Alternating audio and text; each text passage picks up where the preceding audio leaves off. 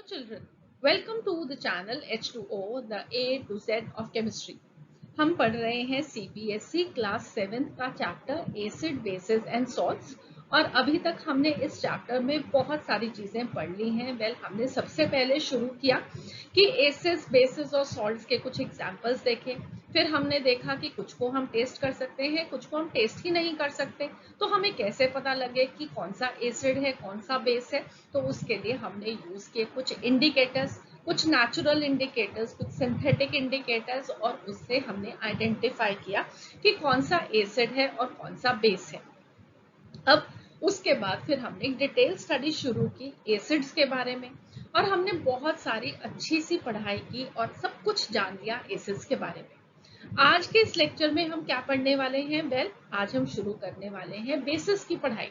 So today we are going to learn what are bases और साथ ही में we will also be discussing what are the different types of bases। मैं हूं doctor ऋतु जौहर, आपकी educator from the channel and I hope कि आप ये learning मेरे साथ एंजॉय करेंगे। तो चलिए शुरू करते हैं आज की पढ़ाई। जब हमने पहले ये चैप्टर को शुरू किया था तब मैंने आपको कुछ सब्सटेंसेस के एग्जांपल्स दिखाए थे, जैसे कि हमारे पास है नींबू, लेमन। उसके बाद हमने देखा था बेकिंग पाउडर और बेकिंग सोडा। फिर उसके बाद हमने देखा था ऑरेंज जूस का एग्जाम्पल, वॉशिंग सोडा का एग्जाम्पल, दही, विनेगर और कॉमन सॉल्ट। ठीक है, तो इनमें से अब हम एसिड्स के अंदर कुछ तो पढ़ चुके हैं। हम पढ़ चुके हैं लेमन के अंदर एसिड प्रेजेंट होता है, ऑरेंज जूस में एसिड प्रेजेंट होता है, हमने कर्ड में पढ़ा या दही में पढ़ा कि एसिड प्रेजेंट होता है, विनेगर में पढ़ा एसिड प्रेजेंट होता है। तो अब अगली बारी किसकी है? अब अगली बारी है बेसिस की, जिसके हमारे पास एग्जाम्पल्स हैं जैसे कि बेकिंग पाउडर है, बेकिंग सोडा है, वॉशिंग सोडा है। तो ये सारे के सारे बेसिक होते हैं नेचर में। अब बेसिक होते हैं नेचर में, इसका मीनिंग क्या होता है? What are bases? Let us understand about that. So a base is going to be bitter in taste. तो अगर आप अपना बेकिंग सोडा या बेकिंग पाउडर टेस्ट करके देखोगे तो वो कड़वा होगा। एसिड्स कैसे होते थे? एसिड्स सार होते थे, टेस्ट में खट्टे होते थे, और ये क्या होते हैं? कड़वे होते हैं। और एक बहुत इंपॉर्टेंट चीज है बेसिस के बारे में कि दे फील सोपी व्हेन टच्ड।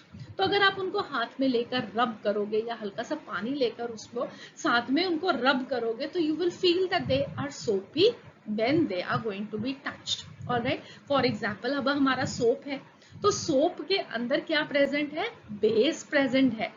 और अगर आप अपने विंडो क्लीनर को देखोगे तो विंडो क्लीनर जैसे कि कॉलिन हम यूज करते हैं ना, तो विंडो साफ करने के लिए उसके अंदर भी सोपी सोपी होता है ना, तो वो भी क्या है? वो भी एक बेस है। तो the substances which we use commonly in our daily life, जैसे कि सोप है, तो उसमें कौन सा बेस प्रेजेंट होता है? उसमें बेस प्रेजेंट होता है सोडियम हाइड्रोक्साइड। सिमिलरली एक और सोप के में एक और भी बेस प्रेजेंट हो सकता है, दैट इज पोटेशियम हाइड्रोक्साइड। ठीक है, तो सोप में सोडियम हाइड्रोक्साइड हो सकता है, पोटेशियम हाइड्रोक्साइड हो सकता है।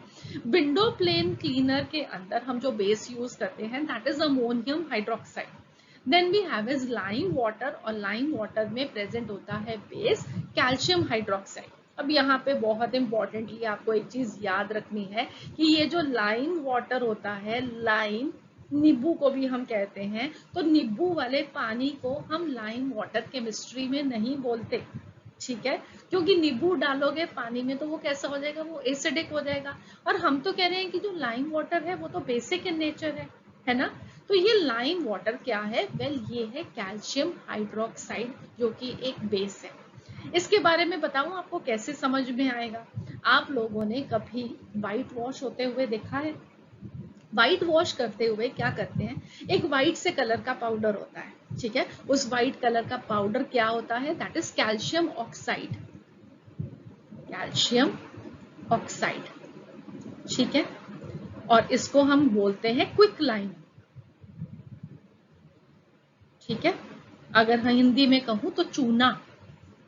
ठीक है, तो अब हमने कैल्शियम ऑक्साइड के अंदर क्या करना है? पानी डाल देना है। ये वाला व्हाइट कलर के पाउडर में जब हम पानी डाल देते हैं तो वो जो बनता है that is going to be calcium hydroxide. ठीक है, ये इसका फॉर्मूला है केमिस्ट्री में, कैल्शियम हाइड्रोक्साइड। मैंने ऑलरेडी एक लेक्चर अपलोड किया है जहाँ पे मैंने एलिमेंट्स के सिंबल्स, उनको कैसे आयनिक फॉर्म में लिखना है, उनकी वैलेंसीज को कैसे याद करना है, उनके फॉर्मूलाज को कैसे लिखना है, ऑलरेडी अपलोड कर दिया है। तो आप उस लेक्चर को जरूर देख लीजिएगा so that you can write these formulas very easily. ठीक है, वो आपको बहुत ज्यादा हेल्प करेगा। तो अब ये कैल्शियम हाइड्रोक्साइड बना, और ये जो कैल्शियम हाइड्रोक्साइड है, अगर इसके अंदर बहुत सारा पानी और थोड़ा सा ये कैल्शियम हाइड्रोक्साइड होना, तो वो बिल्कुल एक क्लियर सा सोल्यूशन सा ऑलमोस्ट बनता है, उसे हम लाइम वाटर बोलते हैं। ठीक है, समझ में आया थोड़ा थोड़ा? ग्रेट। एक और एग्जाम्पल है, एग्जाम्पल क्या है, मिल्क ऑफ मैग्नीशिया, जिसके अंदर बेस प्रेजेंट होता है मैग्नीशियम हाइड्रोक्साइड। अब ये मिल्क ऑफ मैग्नीशिया क्या है? वेल, ये आप देख रहे हो पिंक कलर की दवाई जो इस बॉटल में है और इसके ऊपर लिखा है गैसोजेल। ये हम एसिडिटी के लिए देते हैं, जब किसी को बहुत ज्यादा एसिडिटी होती है ना, पेट में दर्द हो रहा है, क्या जलन हो रही है पेट में, रात को बहुत मिर्च मसाले वाला खाना खा लिया था, तो उस टाइम पे हम ये देते हैं। कॉमनली आप लोगों को अगर शायद गैसोजेल ना पता हो तो डाइजीन सिरप पता होगा, बहुत फ्रिक्वेंटली हमें अपने घरों में मिलता है। उसके अंदर क्या प्रेजेंट होता है? ये मिल्क ऑफ मैग्नीशिया प्रेजेंट होता है, जो कि एक बेस है। ठीक है, हम उसको एसिडिटी के लिए क्यों यूज करते हैं, ये मैं आपको अपने अपकमिंग लेक्चर्स में बताऊंगी। ठीक है, आज नहीं अभी बात करेंगे, अभी हम सिर्फ बेसिस के बारे में पढ़ेंगे। तो ये जो डाइजीन का सिरप है, इसे हम क्या बोलते हैं? Milk of magnesia. और इसमें कौन सा बेस प्रेजेंट होता है? Magnesium hydroxide. ठीक है, तो सोप में सोडियम हाइड्रोक्साइड या potassium hydroxide, window plane cleaner के अंदर ammonium hydroxide, lime water is calcium hydroxide and milk of magnesia is magnesium hydroxide. ठीक है, समझ में आया? चलो अब हम आगे बढ़ते हैं। सो बेसिस नाउ होते क्या है? वेल, बेसिस होते हैं वो कंपाउंड्स जो कि एसिड्स के साथ रिएक्ट करके सॉल्ट फॉर्म करते हैं और साथ में वाटर भी बनता है। ये कौन से वाला रिएक्शन है? आई होप आप लोगों को याद आया। This is the neutralisation reaction, जो हमने एसिड्स में भी पढ़ा था कि एसिड्स बेसिस के साथ रिएक्ट करके सॉल्ट और वाटर फॉर्म करते हैं, और उस रिएक्शन को हम बोलते हैं न्यूट्रलाइजेशन रिएक्शन। तो ये अब वो कंपाउंड है जो कि एसिड के साथ कंबाइन करके सॉल्ट एंड वाटर को फॉर्म करते हैं। ठीक है, तो ये कौन कौन से कंपाउंड्स होते हैं?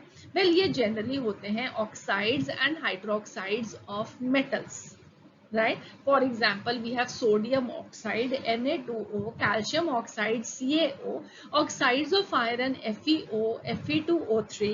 We have copper oxide CuO, sodium hydroxide NaOH, calcium hydroxide CaOH whole twice.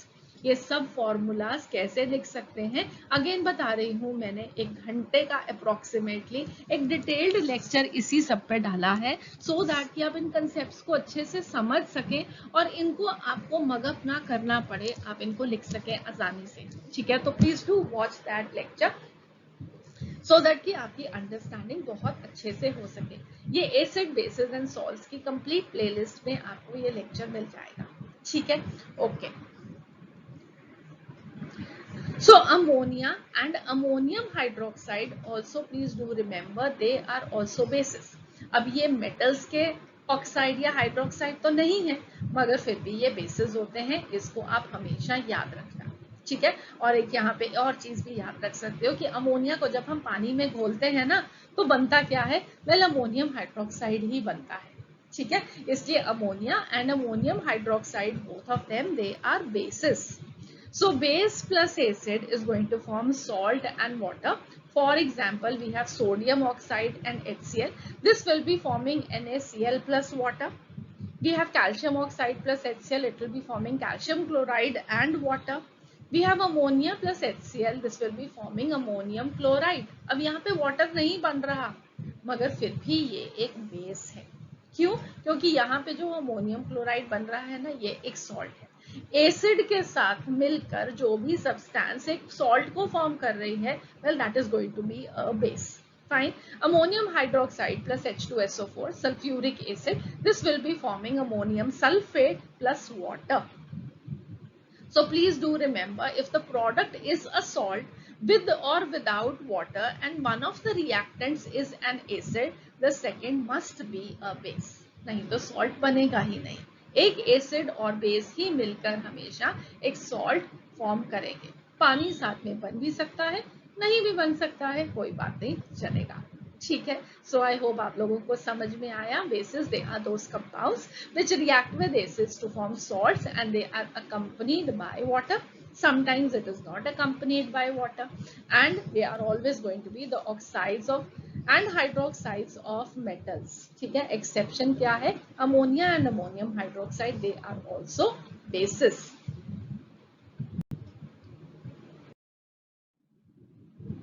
Now the next thing after learning कि बेस क्या होता है, एक और चीज हमें सीखनी है कि एक अल्कली क्या होता है, क्योंकि अल्कली भी एक बेस ही होता है। तो ये अल्कली क्या है? वेल, कुछ बेसेस ऐसे होते हैं जो कि वाटर में सॉल्युबल होते हैं और कुछ बेसेस ऐसे होते हैं जो कि वाटर में सॉल्युबल नहीं होते हैं। ठीक है, तो फॉर एग्जाम्पल जो सोडियम हाइड्रोक्साइड है, पोटाशियम हाइड्रोक्साइड है, कैल्शियम हाइड्रोक्साइड है, अमोनियम हाइड्रोक्साइड है, ये सब पानी में सॉल्युबल है, पानी में घुल जाते हैं। ठीक है, तो जो पानी में बेसिस घुल जाते हैं वेल हम उनको बोलते हैं अल्कलीज। और जो पानी में नहीं घुलते हैं, जैसे कि हमारे पास है magnesium hydroxide, iron hydroxide, copper hydroxide, they are not soluble in water and hence they are bases and not alkalis. ठीक है, तो जो पानी में घुल जाएं वो अल्कलीज, जो पानी में ना घुले वो सिर्फ के सिर्फ बेसिस ही रह जाएंगे। ठीक है, तो all alkalis they are bases but all bases are not alkalis. For example, magnesium hydroxide is not soluble in water, so it is going to be a base. base है क्योंकि वो base है, इसलिए क्योंकि वो एसिड के साथ react करके एक सॉल्ट फॉर्म करेगा, मगर वो पानी में घुलता नहीं है। ठीक है, इसलिए हम उसको क्या बोलते हैं? हम उसको एक क्या बोलते हैं?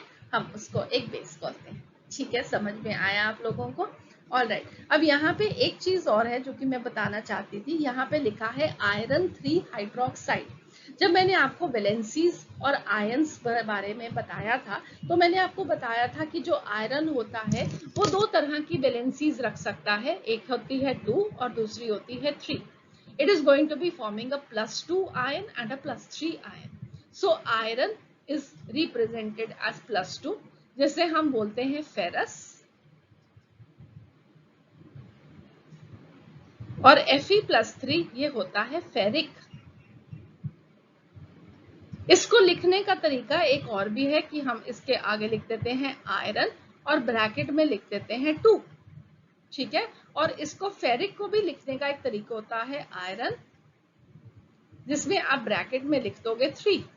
ठीक है, तो इस तरीके से भी हम उसको रिप्रेजेंट करते हैं। सो Fe+3 हो जाएगा। OH आयंस की वैलेंसी क्या होती है? चार्ज क्या होता है? -1। अगेन आप क्रिस क्रॉस करोगे और अपना फॉर्मूला लिखोगे तो FeOH को हम ब्रैकेट में डालेंगे क्योंकि ये कंपाउंड रेडिकल है, और उसके पैरों में ये। So this is going to be FeOH3। Please, बहुत इंपॉर्टेंट है कि आप वो एक लेक्चर जहाँ पे मैंने लर्निंग ऑफ सिंबल्स वैलेंसीज बताया है, आप उसको जरूर देख लीजिएगा, सो दैट ये लर्निंग सारी की सारी आपके लिए बहुत आसान हो जाए। ठीक है,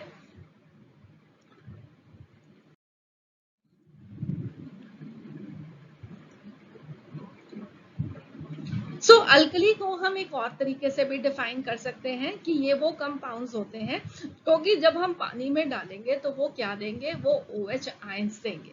ठीक है, so these will be the only negative ions they will be giving when they will be dissolving in water. ठीक है, तो पानी में एक अल्कली को डाला और उसने हमें क्या दिया? सिर्फ OH आयंस। फॉर एग्जाम्पल हमारे पास है NaOH। तो NaOH that is sodium hydroxide को जब हम पानी में डालेंगे तो वो टूट के क्या देगा? Na पॉजिटिव आयंस, जिसे हम सोडियम आयंस बोलते हैं, and OH ions that is hydroxyl ions. तो पानी के अंदर क्या मिलेगा हमें? सिर्फ और सिर्फ OH आयंस, क्योंकि पानी भी टूट के क्या बनाता है? पानी भी टूट के बनाता है H positive ions and OH ions. तो आपको नेगेटिव चार्ज वाले कौन से आयंस मिलेंगे? सिर्फ और सिर्फ OH आयंस। ठीक है, समझ में आया? तो alkalis they can also be defined as compounds which are going to give us OH ions or the hydroxyl ions as the only negative ions when dissolved in water.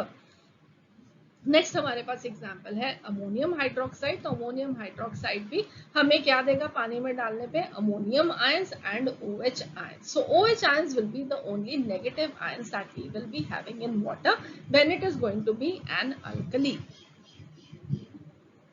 So baking powder, salivary excretion, salivary excretion का मतलब है जो हमारे मुंह में saliva होता है, हमारी थूक होती है, उसको क्या बोलते हैं, सलाइवा। तो सलाइवरी की सिक्रीशंस के अंदर भी अल्कली प्रेजेंट होता है। अवन के जो हम क्लीनर्स यूज करते हैं उसके लिए भी अल्कली को यूज करते हैं। टूथपेस्ट में अल्कलीज होते हैं, पॉलिशेस में अल्कलीज होते हैं। These are a few examples of alkalis. अब आप टूथपेस्ट में सोचो अल्कली क्यों प्रेजेंट होगा, इसलिए क्योंकि हमारे मुंह में जो कैविटीज होती हैं, कीड़े लग जाते हैं ना, वो किस लिए बनते हैं, क्योंकि हमारे मुंह में कुछ माइक्रो ऑर्गेनिजम्स प्रेजेंट होते हैं, बैक्टीरिया, और वो क्या करते हैं, वो हमारे दांतों को खाते हैं। कैसे खाते हैं, वो एसिड प्रोड्यूस करते हैं। तो और जो एसिड होता है वो हमारे दांत को खराब कर देता है। तो उन एसिड से बचाने के लिए हमने टूथपेस्ट को यूज किया जिसके अंदर प्रेजेंट है बेस। तो एसिड और बेस मिलके क्या फॉर्म करेंगे, सॉल्ट एंड वाटर। तो एसिड खत्म हो जाएगा, एसिड न्यूट्रलाइज हो जाएगा, right. I will be putting up all of this again जब हम एक न्यूट्रलाइजेशन रिएक्शंस की सारी एप्लीकेशंस को पढ़ेंगे, तो वहां पे मैं आपको इसके प्रॉपर नोट्स भी दूंगी। यहाँ पे सिर्फ एक एग्जांपल की तरह आपको बता रही हूँ। Magnesium hydroxide, milk of magnesia को हमने यूज किया था पेट की एसिडिटी को खत्म करने के लिए। यहाँ पे हम टूथपेस्ट को यूज कर रहे हैं मुंह की एसिडिटी को खत्म करने के लिए, सो दैट कि हमारे दांत खराब ना हो। ठीक है, तो ये सब एप्लीकेशंस एज नोट्स मैं आपको दूंगी in the complete neutralisation reaction lecture. Okay, so next is acidity of a base. अब एसिडिटी ऑफ अ बेस क्या होता है, आप लोगों को अगर याद हो तो हमने बेसिसिटी ऑफ एन एसिड भी पढ़ा था। वहां पे क्या पढ़ा था कि एक एसिड में से हमें कितने H आयंस मिल सकते हैं, that is called as its basicity. तो अब हम पढ़ रहे हैं एसिडिटी ऑफ अ बेस, इसका मीनिंग क्या होगा, वेल उसके ऑपोजिट कि अब हमें एक मॉलिक्यूल अगर बेस का हो उसमें से कितने हाइड्रोक्सिल आयंस मिलेंगे जब हम उसको पानी में डिसॉल्व करेंगे, तो उसको हम बोलेंगे उसकी एसिडिटी। ठीक है, तो उसके बेसिस पे हमारे पास तीन तरह के बेसिस हैं, mono acidic bases, di acidic bases and tri acidic bases. So I hope आप लोगों को अच्छे से समझ में आ जाएगा। मोनो का मतलब होता है एक, तो एक बेस के मॉलिक्यूल में से अगर हमें एक ही OH आयन मिले तो वो होगा मोनो एसिडिक। अगर एक मॉलिक्यूल ऑफ अ बेस में से दो OH आयन मिले तो वो डाई एसिडिक, और अगर तीन मिले तो it is going to be triacidic. So इसके एग्जांपल्स देखते हैं हम। तो मोनो एसिडिक बेस क्या हुआ, these are those bases which furnish only one hydroxyl ion और द OH आयन पर molecule of the base when dissolved in water. For example, we have sodium hydroxide, ammonium hydroxide. तो अगर हम NH4OH को लेंगे, उसको पानी में डालेंगे तो किस में टूटेगा, NH4 आयंस अमोनियम आयंस में और OH आयंस में। तो एक ही मॉलिक्यूल में से एक OH आयन मिला ना, इसलिए हम इसको क्या बोलेंगे, mono acidic base. Similarly NaOH को जब हम पानी में डालेंगे तो ये क्या है, अल्कली है, ये घुल जाएगा और क्या देगा हमें, Na positive ions and OH negative ions. तो एक ही OH मिलेगा, इसका मतलब है ये क्या हो गया, मोनो एसिडिक। नेक्स्ट है डाइएसिडिक। तो डाइएसिडिक मतलब हमें दो OH आयंस मिलेंगे। तो कैल्शियम हाइड्रोक्साइड को जब हम तोड़ेंगे तो वो देगा हमें कैल्शियम आयन Ca+2 और दो OH आयंस, क्योंकि यहाँ पे OH होल ट्वाइस था तो दो OH आयंस मिलेंगे। तो एक मॉलिक्यूल में से दो OH आयंस मिलना मतलब डाइएसिडिक बेस। बेस पे उसके एग्जाम्पल्स तो हमारे पास है एल्यूमिनियम हाइड्रोक्साइड और फेरिक हाइड्रोक्साइड। तो एल्यूमिनियम हाइड्रोक्साइड को पानी में डालोगे तो एल्यूमिनियम की वैलेंसी चार्ज पड़ा था ना, +3 होता है, और यहाँ पे OH 3 है तो 3 हाइड्रोक्साइड आयंस वो देगा जब हम उसको पानी पे डालेंगे। So this becomes try acidic. Similarly यहाँ पे मैंने फेरिक हाइड्रोक्साइड नहीं लिखा तो आप वो भी लिख सकते हो FeOH3। इसको जब आप पानी में डालोगे, राइट, तो पानी में डाला इसको तो ये क्या देगा, Fe+3 देगा और 3 OH आयंस देंगे। ठीक है, क्योंकि ये क्या है, OH3। हमेशा एक चीज याद रखना कि जब भी हम एक केमिकल रिएक्शन लिखते हैं ना, जहां पे कोई रिएक्टेंट है वो एक और रिएक्टेंट के साथ मिलके कोई नया प्रोडक्ट फॉर्म कर रहा है, तो हमेशा इसको हम क्या बोलते हैं, इसको हम बोलते हैं केमिकल रिएक्शन। और केमिकल रिएक्शन में आप देखोगे कि जो आपके रिएक्टेंट होते हैं, जो सब्सटेंसेस रिएक्ट कर रहे हैं आपस में, ये इनको क्या बोलते हैं, इनको बोलते हैं रिएक्टेंट। और जो बनती है नई सब्सटेंसेस उसको हम क्या बोलते हैं, उसको हम बोलते हैं प्रोडक्ट। ठीक है, तो आप हमेशा देखोगे कि जो रिएक्टेंट साइड पे एटम्स का नंबर है ना, वही प्रोडक्ट साइड पे भी उतने ही एटम्स का नंबर होगा, उनमें कभी कोई फर्क नहीं होगा। अगर यहाँ पे एक एल्यूमिनियम है तो इस साइड पे भी एक एल्यूमिनियम होगा, 3 ऑक्सीजन है तो इधर भी 3 ऑक्सीजन होने चाहिए, 3 H है तो 3 H इधर भी होने चाहिए, हमेशा इनका नंबर सेम ही रहता है। ठीक है, तो हमेशा इसको याद रखना। ठीक है, सो नेक्स्ट हम चलते हैं एक और तरह से बेसिस की क्लासिफिकेशन पे, that is on the basis of the strength of the bases into strong bases and weak bases. तो स्ट्रॉन्ग बेसिस कौन से होंगे, वो जो कि हमें पानी पे डालने पे बहुत ज्यादा OH आयंस दें, बहुत आसानी से टूट के फटाफट OH आयंस दे दें, for example sodium hydroxide and potassium hydroxide.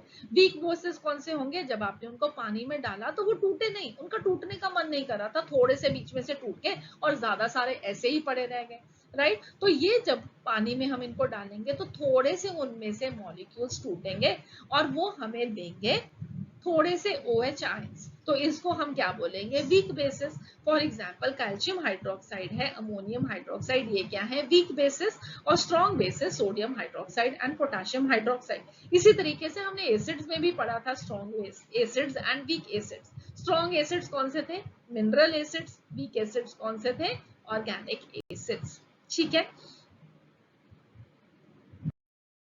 So that would be all for this lecture. I hope आप लोगों को ये लेक्चर अच्छा लगा, और अगले लेक्चर में हम फिर से मिलने वाले हैं और हम अगले एक और टॉपिक की डिस्कशन करने वाले हैं। क्या पढ़ने वाले हैं हम अगली बारी में, हम अगली बारी में पढ़ेंगे प्रिपरेशन ऑफ द बेसिस, कैसे हम बेसिस को प्रिपेयर कर सकते हैं। अगेन ये एक ओलंपियाड लेवल का टॉपिक रहेगा जो कि आपको आपकी हायर लर्निंग में हेल्प करेगा।